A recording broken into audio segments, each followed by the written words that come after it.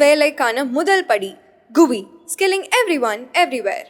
Bro, கொஞ்சம் வெயில்ல வாடி போய் வந்திருக்கீங்கன்னு நினைக்கிறேன். என்னைய மாதிரி கூல் ஆகணும்னா உங்களுக்கு நான் ஒரு கிஃப்ட் வச்சிருக்கேன். ஏதாவது கூல்ட்ரிங்க்ஸ் வாங்கிட்டு வந்திருக்கியா? இல்ல, இதுதான் அந்த கிஃப்ட். வெங்காயமா? ஆமா. வெங்காய விலையும் இப்போ அதிகம் இல்லை, அது வெயில முடிச்சு போட்டு பேசுற. என்ன உனக்கு ஏதாவது ஜூஸ் போட்டு தரணுமா? நான் ஏதாவது உனக்கு ஜூஸ் எல்லாம் போட வேணாம், நீங்க இதை பாக்கெட்ல வச்சுக்கோங்க. என்னை மாதிரி கூல் ஆயிடுவீங்க. பாக்கெட்ல வச்சா கூல் ஆயிடுவேனா? அங்க பாருங்க, ஐடியா பாருங்க எப்படி. இதுக்குதான் இந்த மூடர்களுடைய இந்த மூட நம்பிக்கையுடைய பசங்க கூட சவாசனா வச்சுக்காதன்னு தலையால அடிச்சுக்கிட்டேன். ஆனா நீங்க இந்த ஸ்டேட்மெண்ட் இப்ப வாபஸ் வாங்குற மாதிரி இருக்கும். ஏன்னா இதை சொன்னது ஒரு மகான். மகானா? ஆமா, அதுவும் மகானு மத்திய பிரதேசத்துல இருக்கிற ஒரு மகான். மத்திய பிரதேசம் ஊப்பினோட ஓரளவு கெஸ் பண்ண முடியுது. மாப்பில எந்த மகான் புதுசா வந்திருக்காரு தெரியலையே. ஆமா, இருக்காரு ஒருத்தர். சரி, நான் அந்த செய்தியை படிக்கல, நீங்க படிச்சுட்டு வந்திருக்கேன். அப்புறம் வேற என்ன விசேஷம்? வேற என்ன விசேஷம்? நீங்க யூபிஎஸ்சி எழுதலாமே, ஒரு ஐஏஎஸ் ஆபீசரா உங்களை பார்க்கணும்னு ஆசையா இருக்குது. ஏதோ வச்சிருக்க. ஆமா, படிக்கலாம் தான். கிளாஸ் எல்லாம் போனவேன்ப்பா, ஆசையில எனக்கு கூட தான் இருக்கு. ஆனா அதுக்காக ஒரு கிளாஸை தான் நம்ம விகடன் சார்பில் நடத்த போறாங்க.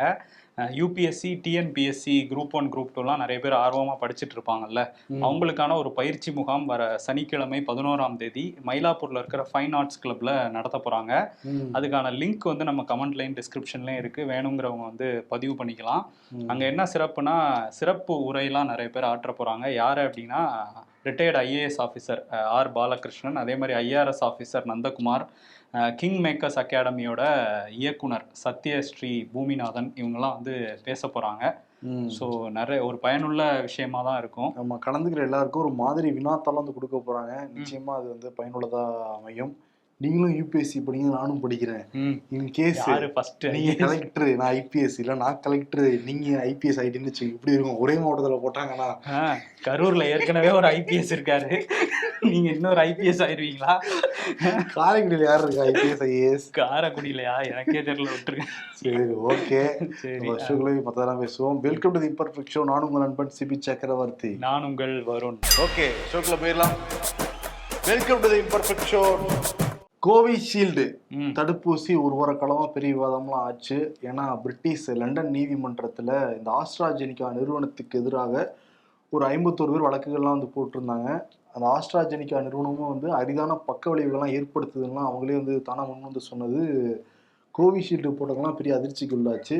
இப்ப என்னன்னா, நாங்க இந்த இனிமேட்டு நாங்க திரும்ப பெற்றுக்கிறோம் அப்படின்ட்டு இருக்காங்க ஆஸ்ட்ராஜெனிகா. கோவிஷீல்டே நிப்பாட்ட போறாங்க அந்த உற்பத்தியவே.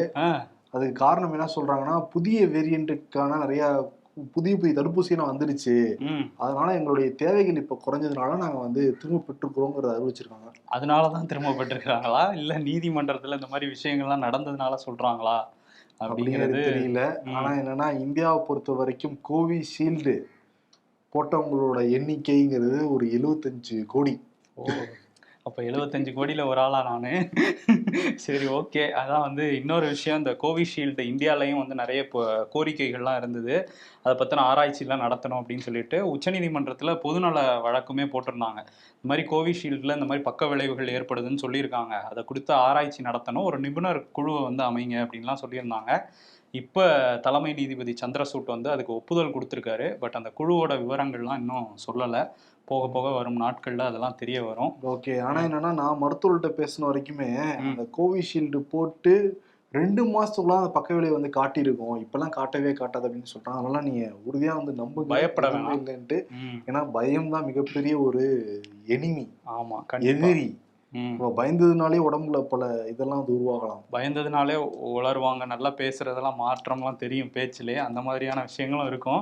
சரி, கொஞ்சம் கூலிங் கம்மியா இருக்கு, பாக்கெட்ல வச்சுக்கலாம். அடுத்த செய்திக்கு போவோம். 3 கட்ட தேர்தல் முடிஞ்சிருக்கு. 3வது கட்ட தேர்தல்ல 64.4% வாக்குகள் பதிவாயிருக்குன்னு சொல்லி நேத்து 11 மணி நிலவரப்படி தேர்தல் ஆணையம் சொல்லியிருக்காங்க. ஆனா இன்னும் இறுதிக்கட்ட அந்த வாக்குப்பதிவுங்கிறது எப்ப நடந்ததுங்கிறத இன்னொரு 3 நாள் அல்லது 4 நாள் கழிச்சு நம்ம எதிர்பார்க்கலாம். 3-4 நாள்லயே வந்துருமா? கொஞ்சம் வேகமா இருக்க மாதிரி இருக்கு. அதே கொஞ்சம் வேகம் தான் சொல்றாங்க. ஏன்னா 2ஆம் கட்ட தேர்தல் அந்த வாக்குப்பதிவு சதவீதங்கிறது ஒரு 4 நாளைக்குள்ள வந்துச்சு. ஏன்னா முதல் கட்டம் வர்றதுக்கே 10 நாள் ஆச்சான். இன்னும் அந்த ஒவ்வொரு வாக்குச்சாவடி எவ்வளவு வாக்குகள் பதிவானதுங்கிற தரவுகளை தேர்தல் ஆணையம் கொடுக்கவே இல்லைன்னு சொல்லிட்டு திரும்ப விசிகா தலைவர் வந்து குற்றம் சாட்டியிருக்காரு. தேர்தல் ஆணையத்தை கடிதமும் வந்து எழுதியிருக்காரு. ஆமா, அதே மாதிரி இந்தியா கூட்டணி கட்சி தலைவர்களுக்கு மல்லிகார்ஜுன கார்கேவும் ஒரு கடிதம் எழுதியிருக்காரு. இந்த தேர்தல் அப்படிங்கிறது ஜனநாயகத்தையும் அரசியலமைப்பையும் காப்பாற்றுறதுக்கான ஒரு தேர்தல், ஒரு முக்கியமான தேர்தல். ஆனால் இதில் வந்து தேர்தல் ஆணையம் வாக்கு சதவீதத்தை ஒவ்வொரு நாள் ஒவ்வொன்று சொல்கிறாங்க, இன்னொன்று லேட்டாக கொடுக்குறாங்க. இதெல்லாம் வந்து சந்தேகத்தை கிளப்புது. தேர்தல் ஆணையம் சுதந்திரமாக செயல்படலையோ அப்படிங்கிற எண்ணம்லாம் நமக்கு வருது. அதனால இதில் ஒற்றுமையாக சேர்ந்து நம்ம கூட்டணி கட்சி தலைவர்கள் எல்லாரும் குரல் கொடுக்கணும் ஒன்றா சேர்ந்து அப்படின்னு வந்து சொல்லியிருக்காரு. ஏன்னா அந்த வாக்குப்பதிவுங்கிறது மிகப்பெரிய ஒரு குளறுபடியாக தான் போயிட்டு இருக்கு. 4% 5% அதிகரிச்செல்லாம் காட்டியிருக்காங்க கணக்கு. ஸோ சரி, இவங்க எப்படி ஒரே நாள்ல முடிவுகள் அறிவிப்பாங்க? யாரு அது நாலு அது அறிவிச்சிருவாங்க. ஒருவேளை அதையும் 4 நாள் கழிச்சு மாத்தினாங்கன்னா என்ன நடக்கும் நாட்டுல? ஆனா இந்தியா கூட்டணி கட்சியை பாரு, கார்கே வந்து கூட்டணி கட்சி தலைவர்கள்லாம் எழுதுறாரு. ஏன்னா அப்பதான் ஜூன் கோரஸா வந்து ஏதாவது சவுண்ட் போட முடியும். ஆனா திரும்ப வந்து தேர்தல் ஆணையத்தை கடிதம் எழுதிக்கிட்டு இருக்காரு. இன்னொரு பக்கம் நேற்று மாப்பியில அந்த வாக்குப்பெட்டிலாம் எடுத்துட்டு போவாங்கல்ல, அது எரிஞ்சிருக்கு அந்த வேனே. ஆமா, பீட்டுல் அப்படிங்கிற தொகுதிக்கு உட்பட்ட பஸ்ல அதுல கொண்டு போயிருக்காங்க. 4 வாக்குப்பெட்டி எரிஞ்சிருக்கு. உள்ள இருந்த போலிங் ஆஃபீஸர்ஸ்லாம் வெளியே காப்பாற்றி கூட்டிட்டு வந்துட்டாங்க. பட் 4 இவிஎம் மிஷின்ஸ், அந்த வாக்கு பதிவாயிருந்த பெட்டிகள் வந்து இப்போ எரிஞ்சிருக்கு. தேர்தல் ஆணையம் இதுல வந்து அப்ப இன்னும் கொஞ்சம் நாள் எடுக்கும். அந்த நாள்லாம் திரும்ப வைப்பாங்கன்னு நினைக்கிறேன். ஆனா இந்தியா கூட்டணி கட்சிகள் எல்லாருமே திட்டிட்டு இருக்காங்க, இந்த எரியுது, வாக்கு சதவீதம் வந்து கொடுக்க முடியல அப்படின்ட்டு. ஆனா பிரதமர் மோடி நேற்று வாக்குச்சாவடிக்கு போனப்ப தேர்தல் ஆணையத்தரமா பாராட்டி தான் வந்து பேசியிருந்தாரு. ரொம்ப சிறப்பான முன்னெடுப்புகள்லாம் இருக்கு அப்பெல்லாம் வந்து பேசுறாரு. இப்ப கூட்டி கழிச்சு பார்த்தா ஒரு கணக்கு புரியும். சரி, அடுத்த செய்திகளை போவோம். 2019 தேர்தல் பிரச்சாரத்தப்ப பிரதமர் மோடி வந்து பப்பு பப்புன்னு தான் கிண்டல் பண்ணிக்கிட்டு இருந்தாரு ராகுல் காந்திய. பேரே சொல்ல மாட்டா, நான் பப்புன்னு வந்து சொல்லுவாரு. இப்ப 2024 பப்போடு வந்து ப்ரொமோஷன் கொடுத்து இளவரசர் ஆக்கிட்டாரு.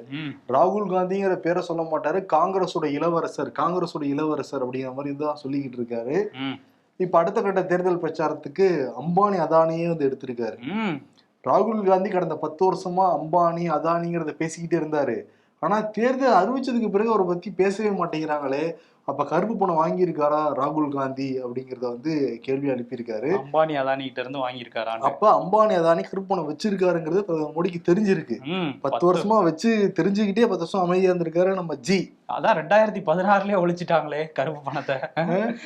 சரி, அதான் காங்கிரஸ் கட்சியில என்ன கேக்குறாங்கன்னா, சரி நீங்க இருந்தா எவ்வளவு வாங்கியிருப்பீங்க, நாங்க வாங்கிட்டு தானே இருக்கோம் அப்படின்னு சொல்லியிருக்க மாட்டாங்க. நான் சும்மா காமெடிக்காக சொன்னேன். ஆனா வந்து 10 வருஷமா ஆட்சியில இருந்துட்டு இப்போ வந்து அதானி அம்பானி கிட்ட கருப்பு பணத்தை வாங்கிட்டீங்களான்னு கேக்குறாரு.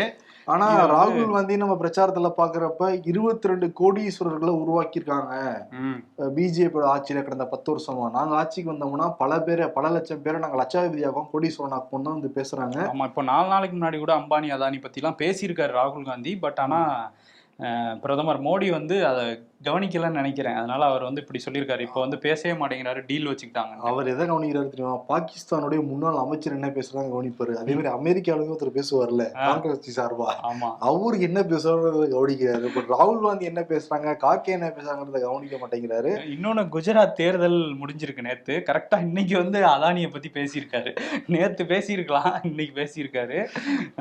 இன்னொன்னு என்னன்னா, அந்த இடஒதுக்கீட்டை பத்தியும் பேசுறாங்க. காங்கிரஸ் வந்து இடஒதுக்கீட்டுக்கு எதிரான ஒரு கட்சி. பிசி எஸ்சி எஸ்டிக்கான இடஒதுக்கீடு காங்கிரஸ் இல்லை இந்தியா கூட்டணி ஆட்சி வந்துச்சுன்னா பறி போயிடும், நாங்கள் தான் வந்து கட்டி காப்பாற்றுறோம், அம்பேத்கர் வந்த கூட அரசியல் திட்டத்தை வந்து மாற்ற முடியாது. ஏன்னா வந்து அம்பேத்கருக்கான உயரிய விருது வந்து காங்கிரஸ் ஆட்சி இல்லாதப்போ தான் வழங்கப்பட்டது. இன்னொரு முக்கியமான விஷயம் என்னன்னா, நாங்கள் 400 சீட்டு வந்துட்டோம்னா அரசியலமைப்பை மாற்றுறோம்லாம் சொல்கிறாங்க. நாங்கள் இப்போயே 400 சீட்டு தான் இருக்கோம். இன்னொன்று நான் வந்து தெளிவாக சொல்லிக்க விரும்புகிறேன், 400 சீட்டு நாங்கள் ஏன் தேவை அப்படிங்கிறத சொல்கிறோம்னா, ராமர் கோயிலை நாங்கள் காப்பாற்றணும். இந்தியா கூட்டணி வந்துட்டாங்கன்னா அவங்க வந்து பாபரின் பெயரால ராமர் கோயிலை மூடிடுவாங்கிறத குறிப்பிடுறாரு.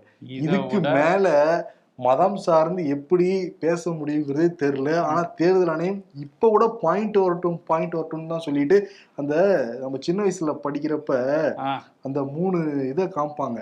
நான் குறியீட தான் நான் சொல்றேன். கெட்டதை கேட்க மாட்டாங்க, கெட்டதை பேச மாட்டாங்க, காந்தியோடைய குரங்கு பொம்மை தான் நான் வந்து சொல்றேன். அந்த மாதிரி மோடி பேசுறதை கேட்க மாட்டோம், மோடி ஏதாவது கேள்வி பண்ணா அவரை நாங்கள் கேள்வி எழுப்ப மாட்டோம், மோடி பண்ற ரோட் ஷோவை பார்க்க மாட்டோம்னு வந்து கண்ணையும் வாயையும் காதையும் மூடி உட்கார்ந்துருக்கோம். என்ன பண்றது? ஆமா, இது வந்து கபில் சிபில் ஓப்பனாவே சொல்றாரு. ஏன்னா வந்து பாபர் பேரை சொல்லி ராமர் கோயில அடைச்சிருவாங்கன்னு வெளிப்படையாவே அவர் இப்படி பேசுறாரு மதச்சார்போட. இப்படி ஒரு பிரச்சாரம் இதெல்லாம் இதுக்கு முன்னாடி இந்தியாவில் யாருமே பண்ணதில்லை. இப்படி பண்ணும்போது கூட நீங்க அமைதியா இருக்கீங்க, ஏன்னா நீங்க அவங்களுக்கு தான் வேலை செய்றீங்க. தேர்தல் ஆணையம் மோடி கிட்ட தான் கூலி வேலை செய்யுதுங்கிற மாதிரி கபில் சிபல் வந்து பேசியிருக்காரு. இன்னொரு பக்கம் பிரியங்கா காந்தியும் வந்து பதில் சொல்லியிருக்காங்க. அம்பானி அதானி பத்தி ராகுல் தொடர்ச்சியா பேசிட்டே தான் இருக்காரு, நீங்க தான் இப்ப பேசுறீங்க, தேர்தலில் உங்களுக்கு தோல்வி பயம் வந்துட்டதுனால இப்ப அதையும் கையில் எடுத்திருக்கீங்க அப்படின்னு சொல்லியிருக்காரு. ஆமா, சோனியா காந்தி தான் சொல்றாங்க, பொய்யா பரப்புறாங்க சில பேரு, அதெல்லாம் நம்பாதீங்க மக்கள் அப்படிங்கிறாங்க. இல்ல இன்னொரு விஷயமும் பேசியிருக்காரு பிரதமர் மோடி. விளையாட்டுல கூட சிறுபான்மையினர்களுக்கு முக்கியத்துவம் கொடுக்க ஆரம்பிச்சிருக்காங்க காங்கிரஸ். வந்துட்டாங்க அப்படின்னா, திரும்ப ஆட்சிக்கு இவங்க வந்தாங்க அப்படின்னா கிரிக்கெட்ல வந்து மத அடிப்படையில தான் ஆட்களை சேர்ப்பாங்க. இது என்ன ஐபிஎல் சீசன்ங்கிறதுனால கிரிக்கெட் எல்லாம் எடுத்துட்டு வந்து பிரதமர் பேசுறாரு. இந்த ஷமிய கட்டிலாம் பிடிச்சிட்டு இருந்தாரு, இப்ப வந்து பிரதமர் இப்படி பேசியிருக்காரு. ஆனா வந்து என்னன்னா, அந்த பதட்டத்துல பேசுறாங்க நீங்க ஃபர்ஸ்ட் சொன்னீங்கல்ல. ஆமா, அவர் வந்து கோவிஷீல்டு, அவர் கோவேக்சின் தான் போட்டிருந்தாரு. இல்ல அவரு பதட்டத்துல பேசல, அவர் தான் 400 சீட் ஜெயிப்போங்கிற நம்பிக்கையில இருக்காருல்ல. பயத்துல வளருவாங்கன்னு நான் சும்மா பொதுவா சொன்னேன். யாரையும் நீங்க சொன்னீங்க. ஆமா, சரி, இன்னொன்னு என்னன்னா, தமிழ்நாடுடைய காங்கிரஸ் கட்சி தலைவர் செல்வ பெருந்தகை உயர்நீதிமன்றத்துல வழக்கு வந்து போட்டிருக்காரு. பிரதமர் மோடி மதம் சார்ந்து பிரச்சாரம் பண்றாங்க, இந்த தேர்தல் ஆணையம் கண்டிக்கிறது கிடையாது, அதனால உயர்நீதிமன்றம் விசாரிக்கணுங்கிறத ஒரு மனு. ஏன்னா உச்சநீதிமன்றம் டைரக்டா பண்ணணும், உச்சநீதிமன்றம் என்ன பண்ணுவாங்க, உயர்நீதிமன்றத்துக்கு போயிட்டு இங்க வாங்கிப்பாங்களே, அதனால இந்த ரூட் எடுத்துருக்காங்க. ஆனா உயர்நீதிமன்றம் அந்த வழக்க பட்டியலையே போடலையா. அதான் காங்கிரஸ் கட்சிக்காரங்க என்ன சொல்றாங்கன்னா, காங்கிரஸ் வழக்கறிஞர்கள் குறிப்பாக பிரதமர் மோடி பேர் இருக்கிறதுனால எடுக்க மாட்டேங்கிறாங்க அப்படின்ட்டு இருக்காங்க. இப்ப நீதிபதி கிட்ட முறையிட்டதுனால நீதிபதி சில மாற்றங்களை செய்ய சொல்லிருக்காரு அந்த வழக்குல ஃபைல் பண்ணதுல. இப்போ இந்த மாற்றங்கள் செஞ்சு திருப்பி ஃபைல் பண்ண போறாங்களாம். ஆனா வந்து தேர்தல் ஆணையம் நடவடிக்கை எடுத்திருக்காங்க. அந்த நம்ம அன்னைக்கு சொன்னோம்ல, கர்நாடகால ஒரு வீடியோ, கர்நாடகா பிஜேபியில இருந்து மத வெறுப்ப பரப்புற மாதிரி ஒரு வீடியோ போட்டிருந்தாங்க அப்படின்ட்டு, அதை டெலிட் பண்ணலதான், அவ்வளவுதான் பாத்துக்கங்கன்னு சொல்லிட்டு கரெக்டா கர்நாடகா எலெக்ஷன் முடிஞ்சு அடுத்த நாளே சொல்லியிருக்காங்க பாருங்க, இப்ப முடிஞ்சிருச்சு, நீங்க நீக்கியே ஆகணும் அப்படின்னு இருக்காங்க. அதனால தேர்தல் ஆணையம் ஸ்ட்ரிக்டா தான் இருக்காங்க, அதை நம்ம மறந்துடக்கூடாது. சரி, வெங்காயத்தை ரொம்ப நேரமா வச்சுட்டு இருக்கீங்கல்ல, அந்த மகான் பேரை சொல்லிடலாமா? மகான் யார்? அந்த மகான் மத்திய அமைச்சர் ஜோதிராதித்ய சிந்தியா. ஜோதிராதித்ய சிந்தியா இந்த சைடுன்றப்ப நல்லாதான் இருந்தாப்புல, அந்த சைடு போய் என்ன பண்ணாங்களோ தெரியல. என்ன சொல்லியிருக்காருன்னா, ரொம்ப வெயிலா இருக்கே, எப்படி பிரச்சாரம் பண்றீங்கன்னு கேட்கும் போது, வெயில்லாம் நமக்கு ஒண்ணும் இல்லைங்க, இந்த வெங்காயத்தை பாக்கெட்ல வச்சுக்கிட்டீங்கன்னா வெப்பமே தெரியாது அப்படின்ட்டு இருக்காரு. நம்ம வெங்காயம் பாக்கெட் வச்சுக்கலாம், திடீர்னு பிரச்சாரம் வேற பண்றாரு, வாயிலெல்லாம் போட்டுட்டு போனாருன்னா யாரும் பக்கத்துல நிற்க முடியாது, அந்த அளவுக்கு வந்து ஸ்மெல் வந்துடும். பகுஜன் சமாஜ் கட்சியோட தலைவர் மாயாவதி அவங்க எல்லா பக்கமும் போய் பிரச்சாரம் பண்ணிட்டு இருக்காங்க யூபியில. இந்தியா கூட்டணியும் இல்ல, என்டிஏ கூட்டணியும் இல்லைன்னு தனியா தான் நின்றுட்டு இருக்காங்க. என்டிஏ சார்பில் தான் பேசுவாங்க. ஆமா, கொஞ்சம் ரொம்ப அடிச்செல்லாம் பேச மாட்டாங்க பாஜகவை. அதனால பி டீம் அப்படிங்கிற குற்றச்சாட்டும் இருக்கு. இப்போ வந்து என்ன நடந்திருக்கு அப்படின்னா, அவங்க தம்பி மகன் ஆகாஷ் ஆனந்த் அவரை வந்து 2019 கட்சியில சேர்ந்திருந்தாங்க. இப்போ போன டிசம்பர்ல அவர் வந்து என்னோட அரசியல் வாரிசே நீதான்ப்பா, அத்தை உனக்கு அந்த பதவியை கொடுக்குறேன் அப்படின்னு சொல்லி கொடுத்துருந்தாங்க. கொடுத்துட்டு அவரை தேசிய ஒருங்கிணைப்பாளர் அப்படின்னு பகுஜன் சமாஜ் கட்சிக்கு அறிவிச்சிருந்தாங்க. அவர் இப்ப பிரச்சாரத்துல பேசும்போது என்ன பேசிட்டு இருந்தாருன்னா, பாஜக வந்து ஒரு துரோகிகளின் கட்சி, ஒரு பயங்கரவாத கட்சி அப்படின்லாம் பேசிட்டாரு. அதனால யூபி போலீஸ் கேஸ் போட்டாங்க, இவர் வந்து நடத்தை விதிகளை மீறி பேசிட்டு இருக்காரு, புல்டோசர் கட்சின்லாம் சொல்றாரு அப்படின்னு சொல்லி கேஸ் போட்டாங்க. சொல்லிட்டாரா அவர் யூபில? அவங்க போலீஸ் வந்து ஓகே இப்படி சொல்லிட்டாங்களேன்னு கேஸ் போட்டா, இவங்க அவரை வந்து கட்சி பொறுப்புல இருந்து நீக்கிட்டாங்க. மாயாவதி, என்ன நீ ஓவரா பேசிட்டு இருக்க? அத்தை கூட சின்ன வயசுல இருந்து நீ தூக்கி வளர்த்துக்கிட்டு இருக்கேன், அத்தையோட ஸ்டாண்ட் இது இப்போ கூட உனக்கு தெரியல, மருமகனே கொஞ்ச நேரம் தேர்தல் வரைக்கும் அமைதியா, அத்தை நிறைய கேஸ் எல்லாம் இருக்கு. ஆமா அப்படின்னு சொல்லி இப்ப சொல்லியிருக்காங்க போல. என்ன சொல்றாங்க அவங்கன்னா, அவருக்கு இன்னும் முதிர்ச்சி வரல, வந்தோடனே நாங்க பதவி கொடுத்துக்கிறேன், இப்ப வாங்கிக்கிறேன். இது நான் அத்தையோட டீல் தெரியாம பேசிட்டு இருக்காங்களேன்னு சொல்ல வராங்களான்னு தெரியல. ஆனா அவங்க வெளியில கேட்டா பி டீம்லாம் கிடையாது, நாங்க பிஜேபியும் அடிப்போம்னு சொல்லுவாங்க. பட் ஓங்கி அடிச்சிருக்காரு, வெளியே அனுப்பிச்சிட்டாங்க, நீ கிடையாதுப்பா அப்படின்னு. அவ்வளவு சத்தமா பேசுற அப்படின்னு. என்னன்னா, ஹரியானால ஆட்சிக்கு வரும் சூழல் வந்து ஏற்பட்டிருக்கு. இப்ப வந்து பிஜேபி தான் வந்து ஆட்சியில் வந்து இருக்காங்க. ஏற்கனவே மனோகர் லால் கட்டார் வந்து சிஎம் போஸ்ட்ல இருந்து ரிசைன்மெண்ட் எல்லாம் வந்தாரு. அதுக்கு பிறகு திருப்பி அந்த ஆட்சியை தக்க வச்சுக்கிட்டாங்க பிஜேபி. அது என்னன்னா 90 சீட்டு 45 இடங்களாவது வேணும். ஆனா பிஜேபி ஜெயிச்சதோ 30 இடங்கள் தான். ஆனா கூட கூட்டணி எல்லாம் அமைச்சுதான் வந்து ஃபார்ம் பண்ணாங்க. இப்ப 3 சுயேட்சைகள் நாங்க எங்களுடைய பிஜேபி கொடுத்த ஆதரவு வாபஸ் வாங்கணும்னு சொன்னது காங்கிரஸ் கட்சி பக்கம் போய் ஜாயின் பண்ணிட்டாங்க. இப்ப வந்து அங்க ஆட்சிக்கு விழும் சூழல் வந்து ஏற்பட்டிருக்கு. ஓகே, அப்ப நயாப் சைனின்னு ஒருத்தரை கொண்டு வந்தாங்க முதல்வரா. அவர் கொஞ்ச நாள் கூட முதல்வரா இருக்க முடியாத மாதிரி நடந்திருக்குது. சரி, அது என்ன ஆகுதுன்னு பார்ப்போம். இன்னொரு பக்கம் அந்த அத்தை மருமகன் கதை மாதிரி இங்கிட்டு பெரியம்மா பாக்குறதுக்காக ஒருத்தவங்க போயிருக்காங்க. எல்லாம் வாரிசா இருக்கே பத்தியா? இதான் ஜி சொன்னாரு, நீங்க அதான் வந்து சொல்லிட்டு இருக்காரு வாரிசு அரசியல்னு. என்ன நடந்திருக்கு அப்படின்னா, மகாராஷ்டிரால நேத்து எலெக்ஷன் நடந்தது. பாராமதி தொகுதியில வந்து சரத்பவார், சுப்ரியா சூலே எல்லாரும் வந்து வாக்களிச்சாங்க. சுப்ரியா சூலே தான் அங்க போட்டிடுறாங்க. இன்னொரு பக்கம் வந்து அஜித் பவார், அவர் பிரிஞ்சு போனார் சரத்பவார்ல இருந்து, அவரோட மனைவியும் அங்க போட்டிடுறாங்க. இவங்க சுப்ரியா சூலே என்ன பண்ணிருக்காங்கன்னா, ஓட்டு போட்டுட்டு நேரா அஜித் பவார் வீட்டுக்கு போயிருக்காங்க. ஃபர்ஸ்ட் டைமா 2 பேரும் பிரிஞ்சதுக்கு அப்புறம் சுப்ரியா சூலே அஜித் பவார் வீட்டுக்கு இப்பதான் போறாங்க. என்ன தேர்தல் அன்னைக்கே போறாங்க, இப்பயே எதுவும் கூட்டணி சேர்ந்துருவாங்களோ அப்படிங்கிற மாதிரி இருந்தது. பட் வெளியே வந்து எங்க பெரியம்மாவை பார்க்க, அதாவது அஜித் பவாரோட அம்மாவை பாக்குறதுக்காக தான் நான் போனேன், அவங்கள்ட்ட ஆசீர்வாதம் வாங்குறதுக்கு அப்படின்னு சொல்லியிருக்காங்க. சரி, பெரியம்மாட்ட சொல்லி அவருடைய மகனுக்கு கிளாஸ் எடுக்க சொல்ல வேண்டியதானே. சுப்ரியா சூலே அஜித் பவாருக்கு கொஞ்சம் நல்ல புத்தியை சொல்லுங்க, ஃபேமிலி வேற அரசியல் வேற அப்படின்ட்டுருவாங்க. அதனால வந்து ஆசீர்வாதம் வாங்கிட்டு வந்திருக்காங்க. இவரும் வந்து ரொம்ப நெகிழ்ச்சியா இருந்ததுன்னு இருக்காரு அஜித் பவார். என்ன நிகழ்ச்சி ஜூன் 4 பிறகு நமக்கு தெரிய வரும். அதே மாதிரி வெஸ்ட் பெங்கால்ல பாத்தியா, 25,000 அந்த ஆசிரியர் நியமனத்தை வந்து ரத்து செஞ்சிருந்தது கல்கத்தா உயர்நீதிமன்றம். மேல்முறையீடு செஞ்சிருந்தாங்க உச்ச நீதிமன்றத்துல. அதுல வந்து இப்ப தடை விதிச்சிருக்காங்க. கொல்கத்தா நீதிமன்றத்தோட அந்த தீர்ப்புக்கு, அதாவது என்ன தீர்ப்பு சொல்லியிருந்தாங்கன்னா, ஆசிரியர் நியமன முறையில நிறைய முறைகேடுகள் நடந்திருக்கு, நிறைய பேர் பணம் கொடுத்தெல்லாம் வந்து பதவி வாங்கியிருக்காங்க. அதனால 25,000 சொச்சம் பேரையும் நாங்க அப்படியே டிஸ்மிஸ் பண்றோம், எல்லாரையும் நீக்கிருங்க பணியில இருந்துன்னு சொல்லியிருந்தாங்க கொல்கத்தா உயர்நீதிமன்றம். அதுக்கு இப்போ வந்து தடை விதிச்சிருக்காங்க. இதுல மேற்கொண்டு விசாரணை நடத்தணும் அப்படிங்கிறதையும் உச்சநீதிமன்றம் சொல்லியிருக்காங்க. யார் யாரு முறைகேடு பண்ணி பதவி வாங்கியிருக்காங்களோ அவங்க எல்லாருக்குமே வந்து சம்பளத்தை திருப்பி கொடுத்துட்டு வேலையை விட்டு போயிடணுங்கிறதையும் உச்சநீதிமன்றம் குறிப்பிட்டிருக்காங்க. மேற்கொண்ட அரசையும் வந்து கேள்வி கேட்டிருக்காங்க, நீங்க இந்த மாதிரி தொடர்ச்சியா முறைகேடு நடந்து ஒரு விஷயம் நடந்திருக்குன்னா மக்களுக்கு எப்படி அரசாங்கத்துக்கு மேல நம்பிக்கை வரும் அப்படிங்கிறதையும் மம்தா கவர்மெண்ட்டை நோக்கி கேட்டிருக்காங்க உச்சநீதிமன்றம். அதே மாதிரி தமிழ்நாடு கவர்மெண்ட்டை நோக்கி ஒருத்தர் கேள்வியா கேட்டிருக்காரு. இது சொல்லாட்சி செயலாட்சின்னு அறிக்கை கொடுத்ததான முதலமைச்சர் மு க ஸ்டாலின். அதற்கு எதிர்பாட்டு பாடி இருக்காரு எடப்பாடி பழனிசாமி. இது சொல்லாட்சியும் அல்ல செயலாட்சியும் கிடையாது, ஒரு வெத்து வீட்டு ஆட்சி. இவங்க ஆட்சிக்கு வந்த உடனே வந்து எல்லாமே கட்டணம் உயர்ந்துருச்சு, இபி கட்டணம் அதிகமாயிருச்சு, வாட்டர் பில் அதிகமாயிருச்சு, சொத்து வரி வந்து அதிகமாயிருச்சு, ஏன் வந்து ரோடு போட முடியல, வீடு கட்ட முடியல, ஜல்லிக்கல்லு சிமெண்ட் விலை எல்லாமே ரொம்ப அதிகமாயிருச்சு. திமுக ஆட்சிக்கு வந்துட்டாங்கன்னா மின்கட்டு ஏற்படுதுன்னு சொல்லிட்டு எல்லா குற்றச்சாட்டையும் 3 பக்கத்துல அடக்கிட்டாரு. 3 பக்கம் அறிக்கை விட்டுருக்காரு. 3 பக்கம் அறிக்கை கூட கிடையாது, ஒரு 1.5 பக்கம் அறிக்கை. ஏன்னா புரட்சி தமிழர் வரைக்குமே 3/4 பக்கம் முடிஞ்சிருச்சு. புரட்சி தமிழர், புரட்சி தமிழர்னு எடப்பாடி பழனிசாமி அறிக்கைங்கிற அளவுக்கு ஒரு 3/4 பக்கம் முடிஞ்சிருக்கு. அப்புறம் 2 பாயிண்ட், அப்புறம் அடுத்த பக்கம் ஃபுல்லா டிஎம்கே கவர்மெண்ட்டை திட்டி அப்புறம் முதல் பேராலேயே முடிச்சிட்டாங்க. வந்து இது மாதிரி அறிக்கை வந்து வெளியா இருக்கு. நிறைய பாயிண்ட் இருக்கு எடப்பாடிக்கு, அதை இன்னும் இறங்கி பேச மாட்டேங்கிறாருங்கிறது தான் இங்க பிரச்சனையா இருக்கு. அவ்வளவு பிரச்சனை இருக்கு இந்த திராவிட மாடல் அரசுல, ஆட்சியில. அந்த 4 கோடி யாரோடது அப்படிங்கிறது இப்போ வரையும் ஒரு கேள்விக்குறியாவே இருக்குது. நயினார் நாகேந்திரன் வானத்திலும் திடீர்னு இந்த ஸ்டேஷன்ல குதிச்சு இருக்குமோ அந்த பையோட, அதுதான் தெரியல. ஆனா பிடிச்சவங்க கூட அந்த டைம்ல நயினார் நாகேந்திரனோடதுன்னு சொல்லியிருந்தாங்க. அவர் தான் இல்ல தெரியாதுங்கிறாரு, ஆஜராக மாட்டேங்கிறாரு. இப்போ வரையும் அவர் ஆஜராகல.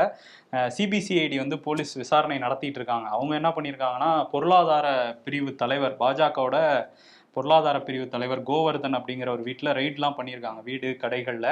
இப்போ பொருளாளர், மாநில பொருளாளர் எஸ்ஆர் சேகர் வீட்டு அவர்கிட்டையும் விசாரிக்கலாம் அப்படிங்கிற திட்டம்லாம் வச்சுருக்காங்களாம். ஸோ இதுதான் அதில் நடந்துட்டு இருக்க அந்த வழக்கில் அப்டேட்டு. இன்னொரு விஷயம் என்னென்னா, இந்த ஜெயக்குமார் நெல்லை கிழக்கு மாவட்ட காங்கிரஸ் தலைவர் ஜெயக்குமார் வந்து மரணம் அடைஞ்சிருந்தாரு. அதில் ஒரு மர்மம் இருக்குது அப்படிங்கிறதுனால விசாரிச்சுக்கிட்டு இருக்காங்க போலீஸு. இப்போ அவர் அந்த கடிதத்தில் காங்கிரஸோட முன்னாள் தலைவர், மாநில தலைவர் கேவி தங்கபாலு பேர் குறிப்பிட்டிருந்தாரு, காங்கிரஸ் எம்எல்ஏ ரூபி மனோகரன் பேர்லாம் குறிப்பிட்டிருந்தாரு. ரூபி மனோகரன் கிட்ட விசாரணை நடத்தியிருக்காங்க. அதே மாதிரி கேவி தங்கபாலு கிட்டையும் விசாரணை நடத்தி வாக்குமூலம்லாம் வாங்கியிருக்காங்க போலீஸு. பட் அவர் தங்கபாலு வந்து எனக்கும் இதுக்கும் சம்மந்தம் இல்லைங்கிற மாதிரி தான் வாக்குமூலம் கொடுத்துருக்காராம். நான் அவர்கிட்ட பணம்லாம் வாங்கவே இல்லை அப்படிங்கிற மாதிரிலாம் சொல்லியிருக்காராம். ஸோ போக போக விசாரிக்க தான் தெரியும். ஓகே. அதே மாதிரி இந்த சென்னையில் 1000 லைட்ஸ் பகுதியை சேர்ந்த ஒரு சிறுமியை மாநகராட்சி பூங்காக்குள்ளாரே 2 வளர்ப்பு நாய்கள் சேர்ந்து கடிச்சது. இப்போ இந்த புகழேந்திங்கிற உரிமையாளருக்கு அந்த நாயை உடனே அப்புறப்படுத்தணும்னாங்க. இப்போ மதுரைக்கு அவருடைய தோட்டத்தை அப்புறப்படுத்தியிருக்காங்க அவரு.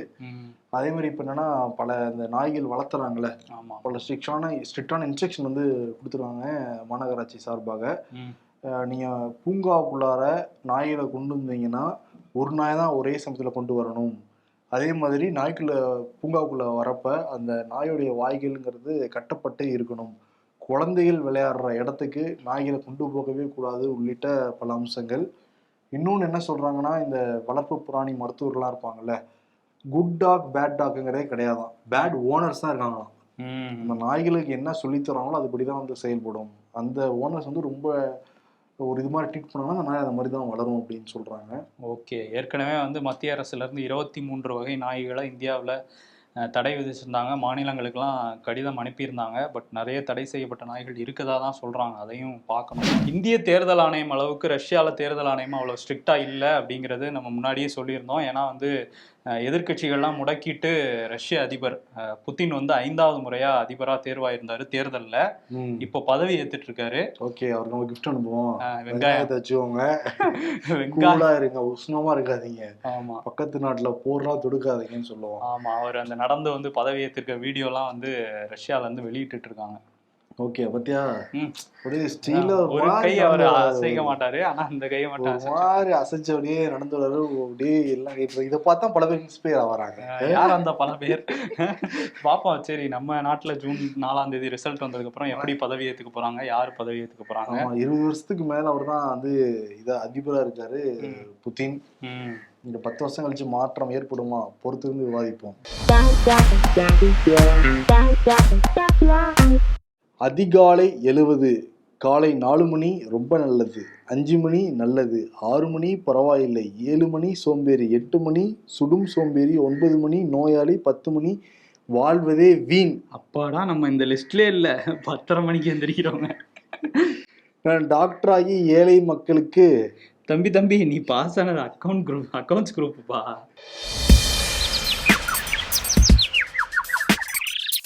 கருப்பு பண விவகாரத்தில் ராகுல் காந்தியிடம் மக்கள் பதிலை எதிர்பார்க்கிறார்கள் மோடி. நீங்க தான் 2016லயே கருப்பு பணத்தை ஒழிச்சிட்டீங்களே, demonetisation. Election commission to Twitter. Karnataka தேர்தல் வாக்குப்பதிவு முடிகிற வரைக்கும் பாஜகவோட அந்த முஸ்லிம் மத வெறுப்பு வீடியோவை நீக்க சொல்ல மாட்டோம். வாக்குப்பதிவு முடிஞ்ச பிறகு நீக்கலைன்னா எங்க நடவடிக்கை ரொம்ப உக்கரமா இருக்கும். அரசியல்ல இதெல்லாம் சாதாரணமாப்பா.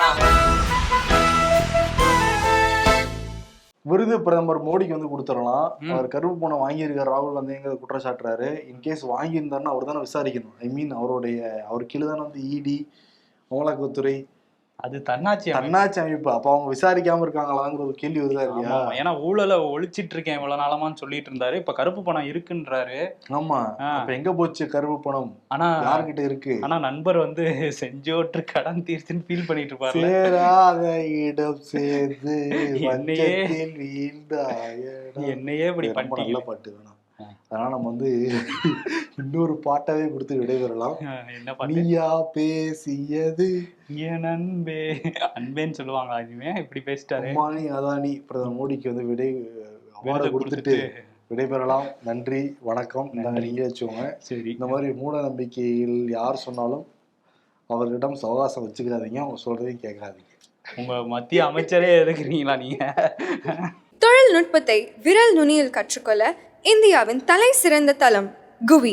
இது உங்கள் ப்ரொஃபஷனல் கல்விக்கான vernacular edtech brand. Skilling everyone everywhere.